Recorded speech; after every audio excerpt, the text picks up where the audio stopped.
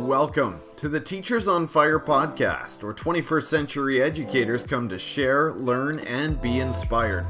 We believe in the growth mindset, creativity, communication, critical thinking, collaboration, and strategic uses of education technology. Our mission is to share news and views from teachers who are crushing it in the classroom and making a difference for learners everywhere. I'm your host, Tim Cavey. Let's jump into today's episode. Today, I'm speaking with Danielle Peters. Danielle's mission is to help students find their passion and equip them with the skills they need. She's a third grade teacher who teaches coding and is passionate about helping kids learn and create and innovate using technology. Danielle teaches in Surrey, BC, Canada. Danielle, thanks so much for coming on the show today. Are you ready to talk education? I am, thank you. Fantastic. Let's jump into this. Why don't we start by describing your current teaching or education situation? So I am teaching with one of my best friends this year. We're doing a team teaching class with 42 grade 3 students. Oof. So yeah, this was something new that we took on this year, but it's been amazing and the kids love it. So we're definitely going to follow through with this next year. Before we move on, I do want to give a quick shout out to your blog. It's called Team Teaching. Is that right? Yeah, we started this last year. It's to teach by design, and we would like to be updating the blog more, but this year got away from us. So our Sure. goal next year is to try to set up at least one blog post a week. Okay. And was this, thinking back to so you've got this combined class of 40 plus students. Was this something that your administrator said, we'd like you to try this, or did you just get together with your teammate and say, hey, let's do this, and you got the approval from admin? How did that work? So last year I had come back to Westerman Elementary, and she was a brand new teacher there. And right away we connected. We were both doing our masters. Our pedagogy really aligned. And we started trying different lessons together, especially STEM challenges, because it was fun to have a lot more kids involved. And we had talked to our principal about kind of combining like science and social studies. And she said to go for it. And the year was really successful. And we had heard that 2 of the teachers in one of the primary wings they were both leaving. So we knew that this one classroom had a movable wall. And so we thought it would be the perfect opportunity for us to move and open this wall up and just have a massive classroom and utilize the space. And so our principal was totally on board. She's popped in quite a few times this year to see how things are going, and she loves it. I love creative initiatives like this that reimagine the learning space. So this is really exciting. I can't wait to hear more. Yeah. Let's go from there, though, Danielle, to talk about a low moment, a challenging experience that you faced in your teaching or education career, and let us know how you got through it. Well, with the rise of mental health and social emotional learning needs, I find that there is often a lack of support for students. And sometimes I feel unequipped to meet all the various needs in my class. And the needs seem to be amplified in the inner city school. Many of our students would benefit from small groups that focus on social skill development and coping strategies to deal with the adversity in their lives. However, our counselor is part-time and she's stretched really thin. The childcare workers pulled in all directions. So it's hard to find the time to have those deep, meaningful, private conversations with your students. Mm-hmm. So that's why this year's team teaching setup has really helped provide us extra time and resources. Last year, I was finding myself mentally, emotionally, and physically exhausted because I was working full time and working on my master's. And sometimes I would drive home and feel like I was failing my students just because I couldn't be there for them in the way they needed all of the time. However, this year with the large classroom, Davina, who is my team teacher, she can take over the class lesson, or I can, and one of us can pull students for small group work with the zones of regulation, or just to have a conversation about why something happened and ways we can help them regulate their actions in the future.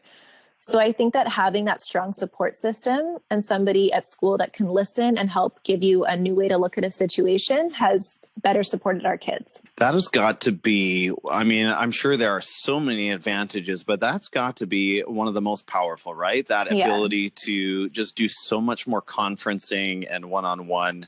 And yeah, I'm really seeing sort of how you and Davina are utilizing those opportunities. Are you both always in the classroom? Yeah, we're always in the classroom. The only time our classes separate is during music or library time, but otherwise everything's together. Wow. So cool. Yeah. Now, maybe we're already stealing your thunder a little bit here, but Danielle, what is it that excites you about education today? This might be something right down on the micro level, like a favorite lesson, or it might be a big picture thing. What is it that's lighting your fire for education? Definitely technology. I just completed a master's in education from UBC with a focus on technology. And that really opened my eyes to all sorts of new ideas that have inspired me as an educator. The possibilities are endless in terms of students sharing evidence of their learning today, especially with the addition of technology to enhance education.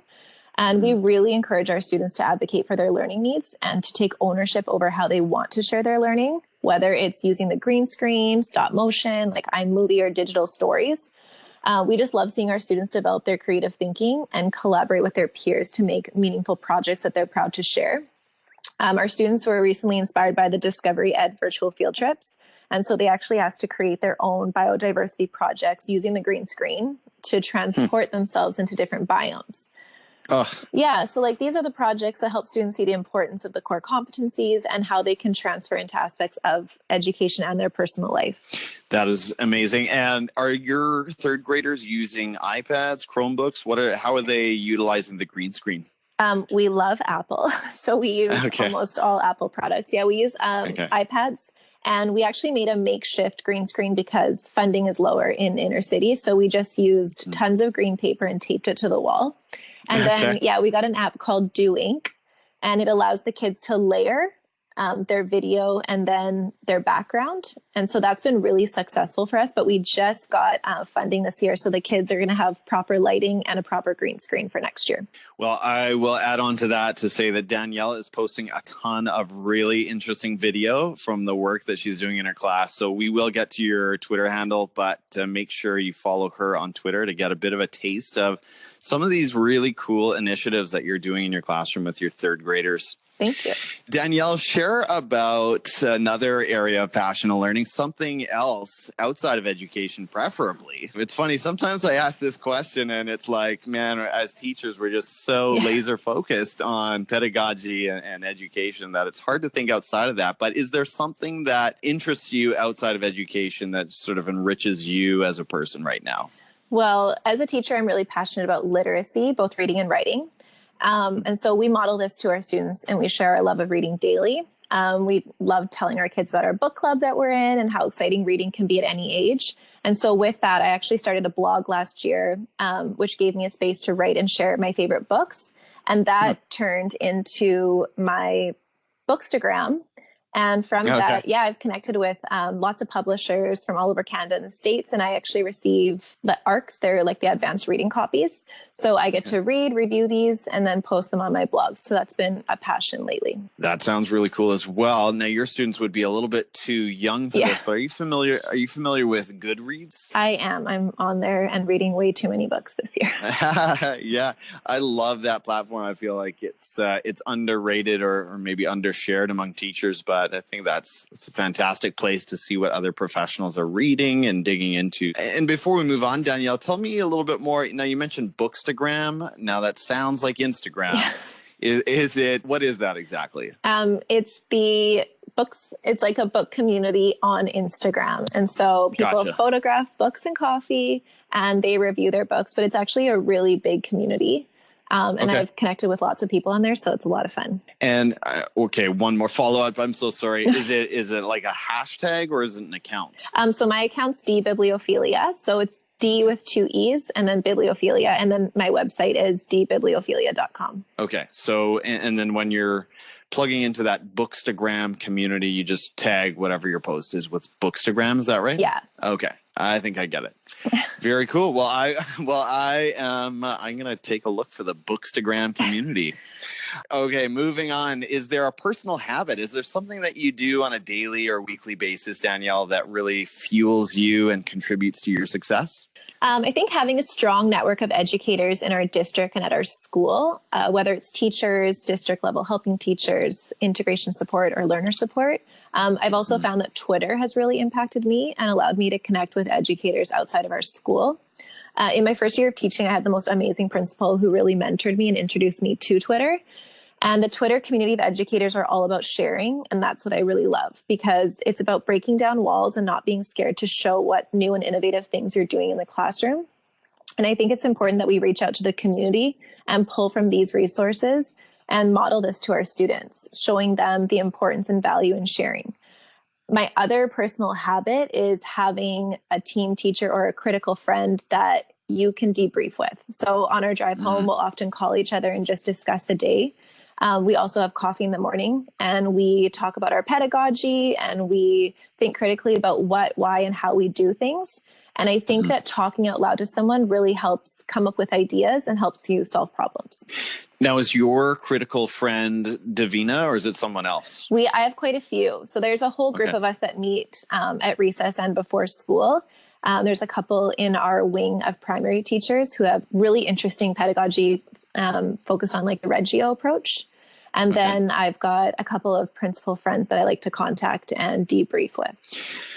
It sounds like you have a really solid, accountable network there. I was just thinking, I'm kind of still stuck on the team teaching vision, but I mean that's another huge advantage, isn't it? Just that you've got this other teacher in the room, which is let's face it, that's a pretty rare experience for most educators, I think. Yeah. And just that opportunity to constantly debrief and say, hey, my encounter with this student didn't go very positively. What were your thoughts on that situation? And all those opportunities to sort of have that second opinion, I think would be really valuable. Yeah, because you have fresh eyes throughout the day.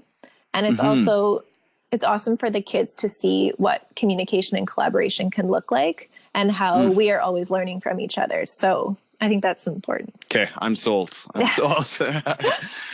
All right, moving into some rapid fire recommendations, Danielle. We'll start at Twitter. You just made a great pitch for Twitter, and I'm 100% on board with that. Who are some people that we need to be following? Definitely Karen Fadum. So she's a innovation and priority practices helping teacher in Surrey. So she supports communicating student learning. She's been a mentor for me as I transition to digital portfolios to share evidence of student learning. Okay. The other is Curtis Wiebe. He's a grade 7 teacher at Crescent Park. He's very active on Twitter. He's passionate about using robotics and coding. And he's someone that I bounce a lot of ideas off of. Very cool. And you've mentioned student portfolios a couple of times. I feel like you're a fresh grade school. Is that right? We are, yes. Okay. Next, Danielle, point us to an ed tech tool that you currently love using in your classroom or your day-to-day work. Right now, we're loving the Do Ink app, which is the green screen. But our students are obsessed with stop motion right now. So they've been doing this for lots of projects, and we're enjoying seeing the collaboration it's taking to make a successful stop motion video. So we'll watch one student who's taking the pictures and directing, and the others are moving things around like 1 centimeter at a time. So it's very focused time in our classroom. And one of our students actually told me yesterday that watching his project after was very satisfying because he had only created 20 seconds worth of film, but he'd used 200 photos. So they were creating a short video to show the importance of recycling by creating a recycle monster that slowly came to life as people left their litter on the ground. That is so fun. And that's all through the Do Ink app. Is that right? This is it's just stop motion. It's free. Oh, okay. Yeah. And it's really simple to use, but the kids love using it. Okay. I think your third grade classroom sounds like just about the most fun I can imagine for that level of education. It is fun. Awesome. Kids come to school even when they're sick because they do not want to be home. Recommend a book next, Danielle, maybe one that you've been reading lately or one of your all-time faves, and tell us why you recommend it. Education related would definitely be Launch. It's by John Spencer and AJ Juliani. It's about design thinking, and the acronym helps students walk through a design thinking framework. So we've been using this to support the new ADST curriculum, as well as a visual on one of our walls to help students see the importance of failing forwards. So students love sharing what part of the launch cycle they're in, and it really fosters creativity and critical thinking. Okay. And next, Danielle, are you a podcast listener? And if so, recommend a podcast that we need to add to our list. I don't really listen to education podcasts. I love like true crime. So Serial was one of my favorites. Yes. Yeah, that was really, really good. It made the commute fly by. Otherwise, I do like listening to TED Talks. Okay. That one, the TED Talks, man, that keeps coming up. And I guess it's small wonder, right? That as educators, we can appreciate that format. Yeah. And then moving for the last couple of questions, moving into video, tell us about a YouTube channel that you're really enjoying. And this might be in the classroom or it might be just personally amusing.